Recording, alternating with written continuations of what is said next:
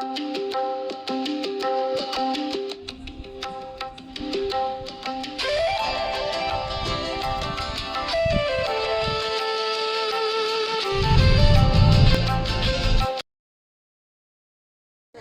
ಹಲವಾರು ಕೆಮಿಕಲ್ಸ್ ಇರುತ್ತೆ.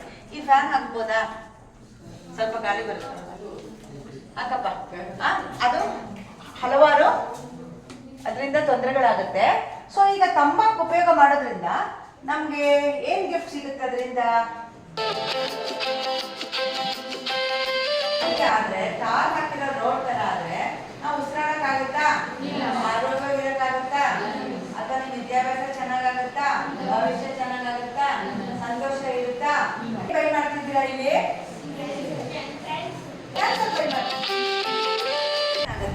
ಸಿಗರೇಟ್ ಸೇರಿದ 10 ಸೆಕೆಂಡ್ಗಳಲ್ಲಿ ನಿಕೋಟಿನ್ ಎನ್ನುವ ಅಂಶ ನಮ್ಮ ಮೆದುಳಿಗೆ ಹೋಗುತ್ತೆ.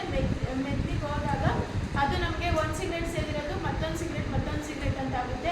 ಅಭ್ಯಾಸ ಹೋಗಿ ಚಟ ಆಗುತ್ತೆ. ಈ ಚಟದಿಂದ ಕ್ಯಾನ್ಸರ್ ಸಂಭವಿಸುತ್ತೆ. ಅಲ್ಲಿ ಯಾವ ಹಾರ್ಮೋನ್ ರಿಲೀಸ್ ಆಗುತ್ತೆ? ಹ್ಯಾಪಿ ಆಗುತ್ತೆ. Dopamine.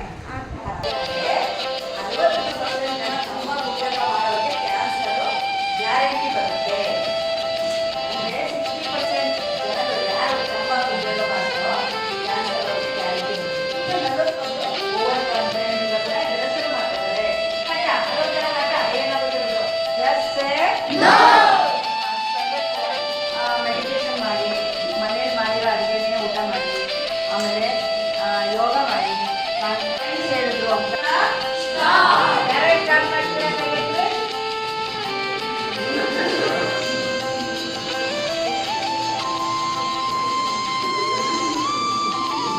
less this than regular cigarettes, correct? ನೋಡೋಣ.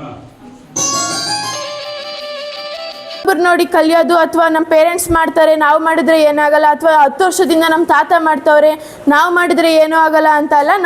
ನಾವು ಒಂದು ತಗೊಂಡ್ರೆ ಏನಾಗಲ್ಲ, 1 ವರ್ಷ 2 ವರ್ಷ ತಗೊಂಡ್ರೆ ಅಲ್ವಾ ಆ ಥರ ಆಗೋದು ಅಂತ ಹೇಳ್ಬಿಟ್ಟು ನಾವು ಒಂದೇ ಒಂದು ಸೇದೋಣ, ಇವತ್ತು ಒಂದಿನ ಸೇದೋಣ ಅಂದರೆ ಅದು ತಪ್ಪು. ಇವತ್ತು ತಂಬಾಕಿನಿಂದ ಕ್ಯಾನ್ಸರ್ ಉಂಟಾಗುತ್ತದೆ ಎಂದು ನಮಗೆ ಮಾಹಿತಿ ಕೊಟ್ಟರು. ಅದರಲ್ಲಿ ತಂಬಾಕಿನಲ್ಲಿ 4000 ಕೆಮಿಕಲ್ ಇರುತ್ತೆ. ಹಾಗೆ ಸಿಗರೇಟ್ನಲ್ಲಿ